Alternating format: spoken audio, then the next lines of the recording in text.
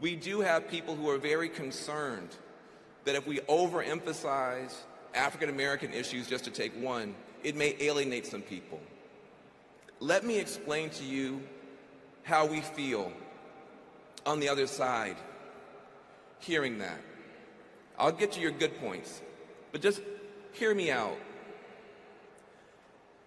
The African American community has been asked to shoulder a burden for the entire progressive cause. We are the core vote for the Democratic Party, which means that, don't clap yet, I'm just talking from my heart, I'll clap later. But we're the core vote. No other part of the Democratic coalition is expected to give not 50, not 60, not 70, not 80, not 90, but 92% of our vote to the Democratic Party so they can even have a chance to win.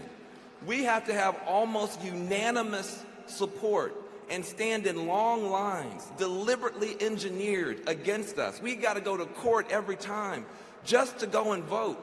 And we vote 90 to 92% for Democrats, which means if you are for women's choice,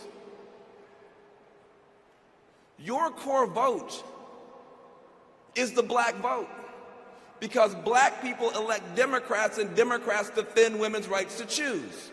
So when they attack us, they are attacking women's rights to choose. If you are for the environment, you may think, well, my core vote are people who eat granola and drive Priuses and listen to NPR. No, that's a part of your vote, but your core vote is the black vote, because black people elect Democrats and Democrats support the environment.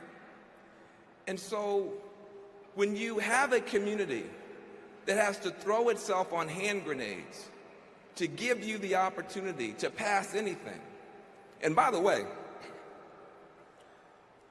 I'd like to just say one thing that I don't think has been commented on enough. African American men,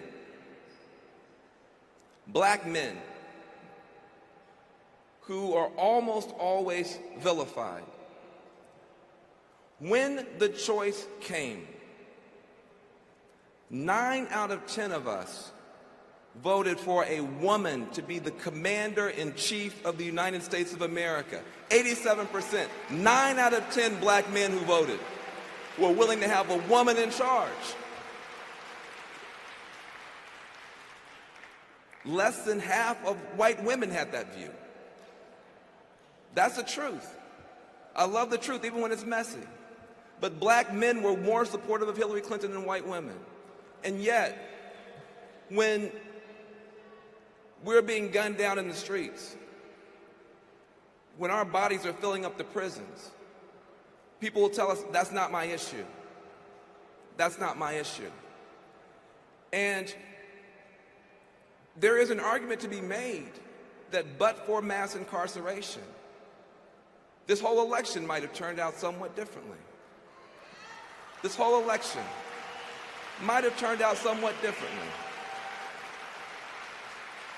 And so we need each other.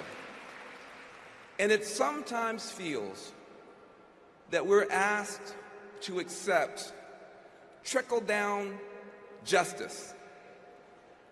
We reject trickle-down economics when the right wing tries to convince us that if you give all the money to rich people, we'll get some later. We reject trickle-down economics. But we also have to reject trickle-down justice.